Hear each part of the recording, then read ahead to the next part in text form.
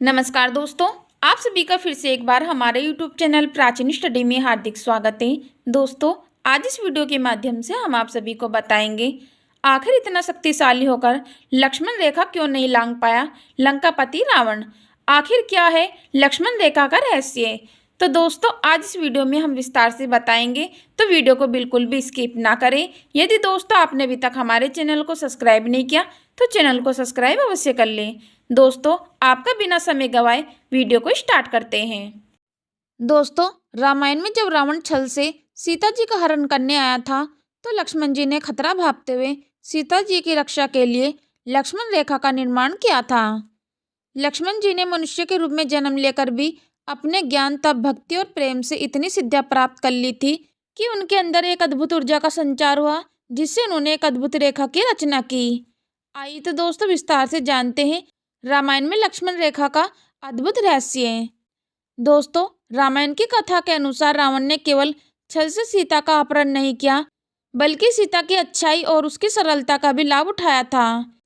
एक तरफ सीता जी ने गरीब भूखे ब्राह्मण के वेश में आए रावण की मदद करने के लिए लक्ष्मण रेखा पार करके अपना वचन तोड़ दिया। वहीं दूसरी तरफ रावण ने किसी दया, सरलता और मनुष्यता का लाभ उठाया, जिसका दंड रावण को अंत में मिला। दोस्तों, कई बार मन में सवाल आता है कि रावण इतना शक्तिशाली था तो लक्ष्मण रेखा क्यों पार नहीं कर पाया। आइए तो दोस्तों राम कथा में जानते हैं कि इसकी वजह और लक्ष्मण रेखा का रहस्य है। यदि दोस्तों आपने अभी तक हमारे चैनल को सब्सक्राइब नहीं किया तो चैनल को सब्सक्राइब अवश्य कर लें। रावण ने सीता का अपहरण करने के लिए अपने मामा मारीच की सहायता ली थी। मारीच को अपना रूप बदलने की कला आती थी। मारीच एक सोने का हिरण बनकर वन में घूमने लगा। जब माता सीता ने इस हिरण को देखा तो उनका वात्सल्य जाग उठा। उन्होंने प्रभु श्री राम से कहा कि वे उस हिरण को उनके पास लाए। प्रभु श्री राम हिरण को पकड़ने के लिए उसके पीछे दौड़ पड़े। हिरण भागता जा रहा था और प्रभु श्री राम उसके पीछे पीछे भाग रहे थे। प्रभु श्री राम को समझ आ चुका था कि यह कोई साधारण हिरण नहीं, बल्कि कोई मायावी राक्षस है। इसलिए उन्होंने सोचा कि इस राक्षस को यूं छोड़ देना सही नहीं होगा। प्रभु श्री राम इस राक्षस की माया का अंत करने के लिए उसके पीछे दौड़ते रहे। आखिरकार प्रभु श्री राम का तीर मारीच को लग गया। जब मारीच को तीर लगा तो मारीच अपने असली रूप में आ गया, लेकिन अपने असली रूप में आकर भी मारीच ने प्रभु श्री राम की आवाज में सहायता मांगकर छल किया। जब ये आवाज देवी सीता और लक्ष्मण जी के कानों में पहुंची तो सीता जी बहुत डर गई। लक्ष्मण जी समझ गए थे कि यह कोई माया है, पर सीता जी नहीं मानी।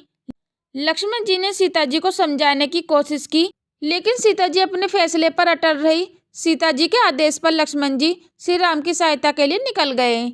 लेकिन लक्ष्मण जी को देवी सीता की चिंता हुई कि अगर दोनों ही वन में चले गए तो कोई और मायावी राक्षस सीता जी को नुकसान पहुंचा सकता है। इसलिए उन्होंने जाते जाते कुटिया को गोलाई में घेरते हुए एक दिव्य रेखा का निर्माण किया, जिसे लक्ष्मण रेखा के नाम से जाना जाता है। लक्ष्मण जी ने वन के दौरान ब्रह्मचर्य का पालन किया और प्रतिदिन भक्ति, योग और साधना किया करते थे, जिससे उनके भीतर एक अद्भुत ऊर्जा का संचार हुआ। लक्ष्मण जी ने अपनी इस योग और साधना की शक्ति से लक्ष्मण रेखा बनाई थी।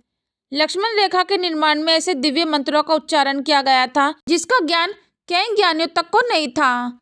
इसलिए लक्ष्मण जी की ऊर्जा और ब्राह्मण की ऊर्जा के समावेश में बनाई गई रेखा बहुत ही अद्भुत थी। साथ ही लक्ष्मण का प्रेम और समर्पण भाव ही उन्हें अद्भुत गुण वाला मनुष्य बनाता है। दोस्तों, इस रेखा को केवल सीता जी पार कर सकती थी, क्योंकि वनवास के दौरान श्री राम और सीता जी ने इन्हीं नियमों का पालन किया था। रावण को महाज्ञानी माना जाता है, लेकिन उसके अहंकार, अन्याय और असहायों के शोषण करने की प्रवृत्ति ने उसके प्रताप को कम कर दिया था। इसके साथ ही रावण स्त्रियों का सम्मान नहीं करता था और अपनी पत्नी होते हुए पराई स्त्रियों के साथ संबंध रखता था। इसलिए उसके अंदर समाहित ऊर्जा नकारात्मक होती जा रही थी, जिस कारण से लक्ष्मण रेखा को पार करने की शक्ति रावण में नहीं थी। दोस्तों, यही कारण है कि रावण भी यह जानता था कि अगर वो लक्ष्मण रेखा को पार कर लेगा तो उसकी मृत्यु होना निश्चित है। दोस्तों, आशा करती हूँ कि आप सभी को लक्ष्मण रेखा से जुड़ी यह जानकारी पसंद आई होगी। तो दोस्तों, नीचे दिए गए कमेंट बॉक्स में अपनी राय अवश्य बताएं। यदि दोस्तों आपने अभी तक हमारे चैनल को सब्सक्राइब नहीं किया तो चैनल को सब्सक्राइब और वीडियो को लाइक कमेंट अवश्य कर लें और यह वीडियो अपने दोस्तों को अवश्य शेयर करें। चलो तो दोस्तों, मिलते हैं फिर नेक्स्ट वीडियो में नए ज्ञान के साथ। हम लेते हैं आपसे विदा। धन्यवाद।